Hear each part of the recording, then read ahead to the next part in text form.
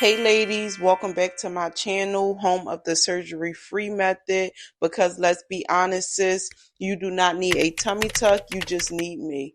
If you have not already done my 28-day flat tummy transformation series, I highly recommend that you start there, as that will help you build the foundation, which is diaphragmatic breathing, also known as core engagement. I will have that link down below in my description so you can start there. Today we will be focused on core engagement followed by movement. That is what week 4 of the 28-day tummy transformation series prepped you for.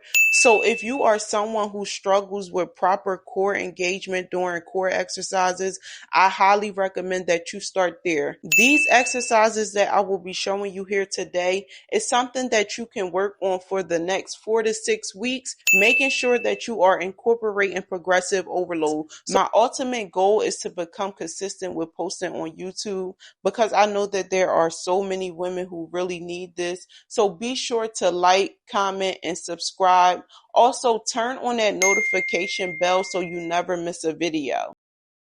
Starting off, we have diaphragmatic breathing, just to wake up those core muscles and get them activated. You are going to inhale, fully expanding your belly, then exhale, drawing your belly up in a 3-step motion: pelvic floor, belly button, rib cage. Next, we have a glute bridge with abduction. You are going to lift your hips while squeezing your glutes. Be careful not to arch your back as you lift your hips. You want to lift your hips up until your torso makes a straight line from your shoulders to your knees. Then spread your knees as wide as you can, ensuring your feet stays flat on the ground. Lower your hips back down. Next, we have heel taps, and we'll go straight into toe taps with no rest in between. Start with your legs up in a tabletop position. Lower one leg down at a time. This movement needs to be done slow and controlled. The closer your leg is to your body when dropping, the easier it will be.